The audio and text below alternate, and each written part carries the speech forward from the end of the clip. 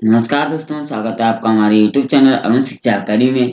दोस्तों, आज हम हिंदी के स्मार्ट सेशन में क्लास 12 हिंदी आरोह काव्यखंड का जो पार्ट 2 है यानी पतंग, इसके महत्वपूर्ण प्रश्नोत्तर लेकर आए हैं। धन्वा जी की ये काव्य रचना है। पतंग बहुत सुप्रसिद्ध कविता मानी गई है, जिसमें बच्चों के उद्गारों को उद्धृत किया हुआ है कि पतंग भादों और भादों के बीच में और शरद ऋतु के आगमन में किस तरीके से बच्चों के मन में उत्साह रहता है। इस प्रकार के इस कविता का वर्णन किया गया है।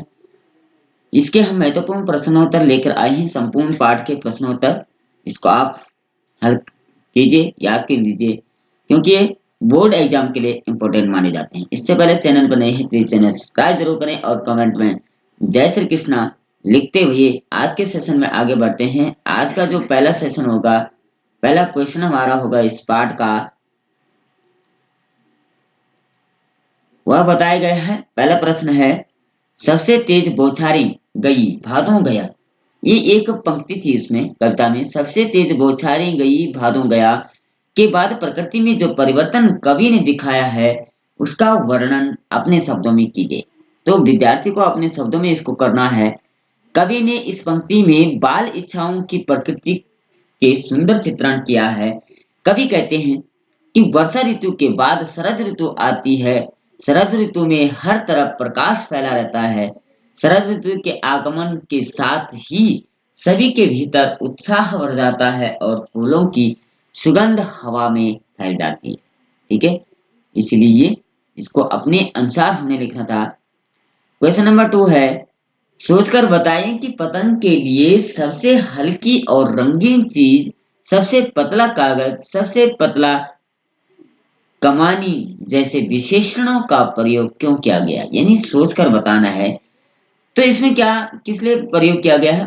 पतंग के लिए सबसे हल्की और रंगीन चीज, सबसे पतला कागज, सबसे कमानी पतला कमानी जैसे विशेषणों का प्रयोग कवि ने इसलिए किया है क्योंकि वह अपने बचपन को याद कर रहा है। यानी कवि क्या है, जैसे उन्होंने बचपन में किया था उसी शब्दों को उकेर रहा है और अपने शब्दों को बयां कर रहा है कि किस तरीके से हम हर चीज एक इम्पोर्टेंट हो जाती थी लाइफ बच्चों के जीवन में। वो हर चीजों को प्रेम करने लगता था और बातें बताकर वह उस कविता पढ़ने वालों के आकर्षण को बढ़ाना चाहता है। यानी लोगों को अपनी ओर आकर्षित करना चाहते हैं, छात्रों को। कवि का इन विशेषणों का प्रयोग करने का और कारण यह भी है कि पतंग और बच्चों में समानता है। वह दोनों ही रंगीन और कोमल प्रवृत्ति के होते हैं। इनमें आसमान में ऊंचा उड़ने की इच्छा होती है।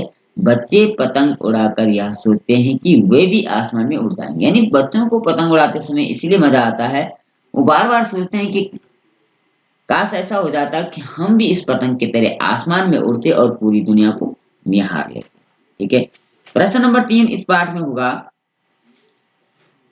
बिंब स्पष्ट कीजिए। बिंबों को स्पष्ट करना है। एक छंद इसमें काफी पंक्तियां दी गई थी। सबसे तेज बौछारें गई भादों गया सवेरा हुआ, खरगोश की आंखों जैसा लाल सवेरा, शरद आया फूलों को पार करते हुए, अपनी नई चमकीली साइकिल तेज चलाते हुए, घंटी बजाते हुए जोर से, चमकीली इशारों से बुलाते हुए और आकाश को इतना मुलायम बनाते हुए कि पतंग ऊपर उठ सके। क्या व्यंग्य क्या है? तेज बौछारें में दृश्य बिंब यानी गतिशील होगा। सवेरा हुआ में दृश्य बिंब जो है स्थिर हो जाएगा। ठीक है, स्थिर हो जाएगा यानी रुक जाना। ठीक है, गति रुक जाना।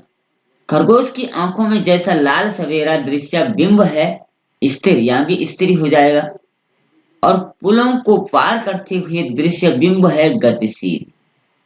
अपनी नई चमकीली साइकिल तेज चलाते हुए में दृश्य हो जाएगा बिंब आपका गतिशील। और घंटी बजाते हुए जोर जोर से श्रव्य इसमें हो जाएगा। यानी घंटी बजा रहा है तो घंटी क्या है, आपको किसी न किसी को सुनाई जरूर देगी, तो इसमें श्रव्य हो गया यानी सुनना। चमकीली इशारों से बुलाते हुए में दृश्य बिंब है गतिशील। यानी चमकीली इशारों से बुला रहा है, यानी बुला रहा है तो बुलाते समय गति तीव्र हो जाती है जो जिसको बुलाया जाता है। आकाश को इतना मुलायम करते हुए स्पर्श, मानो वो आकाश को छूना चाहता है, स्पर्श करना चाहता है। पतंग ऊपर उठ सके कि दृश्य में बिंब है स्थिर होना, ठीक है, वो आसमान में स्थिर होना चाहता है, ऐसे भाव इसमें अभिव्यक्त हुए हैं। क्वेश्चन नंबर 4 है इसमें, जन्म से ही वे अपने साथ लाते हैं कपास। इसके लिए प्रयुक्त किया, जन्म से ही वे अपने साथ लाते हैं कपास। कपास के बारे में सोचें कि कपास से बच्चों का संबंध बन सकता है। हाँ, बन सकता है, क्योंकि कपास भी कोमल होता है और बच्चे भी कोमल होते हैं। कभी कहते हैं कि बच्चे बिल्कुल कपास की तरह होते हैं, जैसे कपास अपने छोटे छोटे रूप में कोमल और गुद्देदार होता है, उसी प्रकार से बच्चे भी होते हैं। बच्चे जब पतंग को आसमान में उड़ाने की पहुंचाने के लिए हवा में कूदते हुए पतंग के साथ खुद भी उड़ने लगते हैं, ऐसा प्रतीत होता है कि वह बच्चे नहीं बल्कि रुई का कोई टुकड़ा है। यानी बच्चे क्या करते हैं, उस पतंग के साथ अपने आप भी लंबी कूद मारते हैं, उछल जाते हैं। तो ऐसा लगता है जैसे रुई का फावड़ जो है वो, कपास जो है वो उड़ रहा हो। क्वेश्चन नंबर 5 है, पतंग के साथ साथ वे भी उड़ रहे हैं, बच्चों का उड़ान से कैसा संबंध है? यानी बच्चों का उड़ान के बीच में कैसा संबंध है? बच्चों को पतंग उड़ाते समय देखने पर ऐसा प्रतीत होता है कि जैसे पतंग को उड़ाते उड़ाते वह भी आसमान में उड़ रहे हैं। पतंग उड़ाने के लिए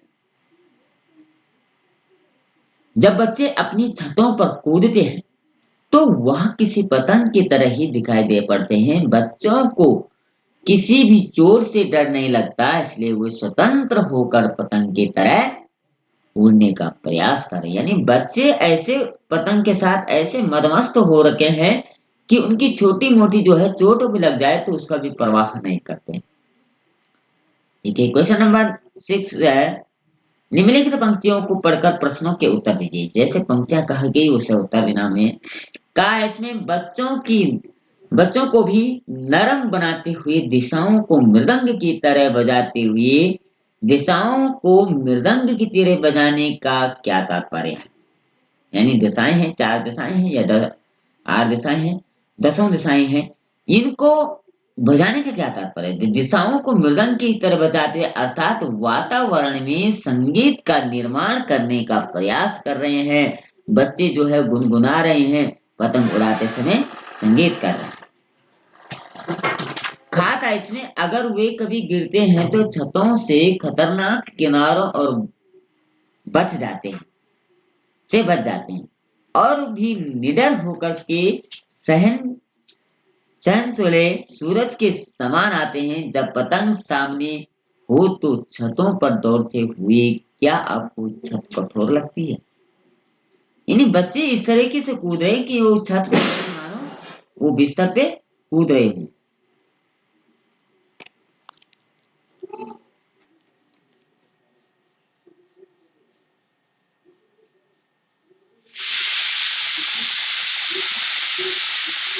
क्या कहा गया? अगर वे भी गिरते हैं छतों से खतरनाक किनारों से और बच जाते हैं तो वो भी निडर होकर के स्वयं सूरज के समान आते हैं। तो नहीं, बच्चों को पतंग उड़ाते वक्त छत कोमल प्रतीत होती है, ना कि कठोर। बच्चे इस तरीके से कूद रहे हैं कि मानो छत नहीं, वो कोमलता का एक प्रतीक है, एक बिंब है।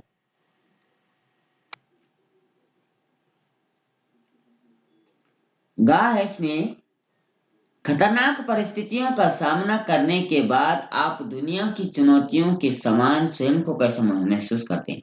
यानी जब खतरनाक परिस्थितियों को आप भांप लेते हैं, उसको आप स्वीकार कर लेते हैं, तो दुनिया आपको कैसे महसूस होती है? खतरनाक परिस्थितियों का सामना करने के बाद हम खुद को दुनिया के सामने शक्तिशाली मानते हैं। यानी हम कठिन परिस्थितियों से जब गुजरते हैं तो ऐसा लगता है कि अब कोई भी परिस्थिति आ जाए हम उसे झेल सकते हैं। लेकिन जब आप अपने आप को कमजोर मानने लगते हैं तो फिर छोटी से छोटी परिस्थितियां भी आपको कमजोर कर देती है। अर्थात परेशानियों से आपको जीतना है, ना कि उससे हारना है। क्वेश्चन नंबर 7 है, आसमान में रंग बिरंगी पतंगों को देखकर आपके मन में कैसे ख्याल आते हैं? यानी जब हम आसमान में देखते हैं कि रंग बिरंगी पतंगे उड़े तो मन में क्या प्रतीत होता है, क्या बिंब, क्या चित्र उभरता है? तो आसमान में रंग-बिरंगी पतंगों को देखकर हमारे मन में यही ख़्याल आता है कि हम भी उन जैसे उड़ रहे होते, तो हम भी बिल्कुल पतंग की तरह ही ऊँचा उड़ने का सपना देखते हैं और पतंग की तरह ही खुले आसमान में स्वतंत्र होकर उड़ना चाहते हैं। यानी कई बच्चे ऐसे जो दूर से देखते हैं कि पतंग उड़ रही, वो अपने आप में मस्त रहते हैं, अलमस्त हो जाते हैं, तालियाँ बजाते हैं, सीटी बजाते हैं और संगीत गूंजने लगता है कि हम भी इस पतंग की तरह वो खुद को उसमें प्रतिरूप देखते हैं कि मैं भी उड़ रहा हूँ, इतने अलमस्त हो जाते हैं। आखिरी प्रश्न इस पाठ का था, रोमांचित शरीर का संगीत जीवन के लय से क्या संबंध है? जब हम अपनी पसंद की चीजें करते हैं तो उसमें हमारा पूरा दिल लग जाता है। वह काम हमें करने में संतुष्टि मिलती है। हम उस काम से ऊबते नहीं हैं। वह काम हमें रोमांच से भर देता है जिसकी वजह से हमारा शरीर अच्छा काम करता है। यही रोमांचित शरीर की संगीत। कहने का मतलब जब बच्चे खेलते हैं, खेलने में जब वो खेलने लगते हैं तब उन्हें ना भूख लगती है, ना उनको कुछ दर्द का ऐसा आभास होता है, ना उन्हें थकान लगती है क्योंकि वो अपनी इच्छा के अनुसार कार्य कर रहे हैं। वही चीज़ अगर उनको कहा दिया जाए कि आपने थोड़ी देर पढ़ना है तो वो अनिच्छा के पढ़ेंगे और उनको थकान का आभास हो जाएगा। इसीलिए व्यक्ति को जो है वो स्वच्छंद होकर कार्य करना चाहिए, उसे थकान नहीं होती और उसका कार्य भी पूर्ण हो जाता है। तो कुल मिलाकर के पाठ 2 यानी पतंग नाम की जो कविता है उसके संपूर्ण प्रश्नोत्तर आपको दिए। इसके एमसीक्यू भी हम जल्दी से लाएँगे, शॉर्ट आंसर जिसे कहते हैं। तो इसके लिए आपको चैनल सब्सक्राइब करना है और कमेंट में जय श्री कृष्ण अवश्य लिखते हुए आज के लिए इतना ही। जय श्री कृष्ण।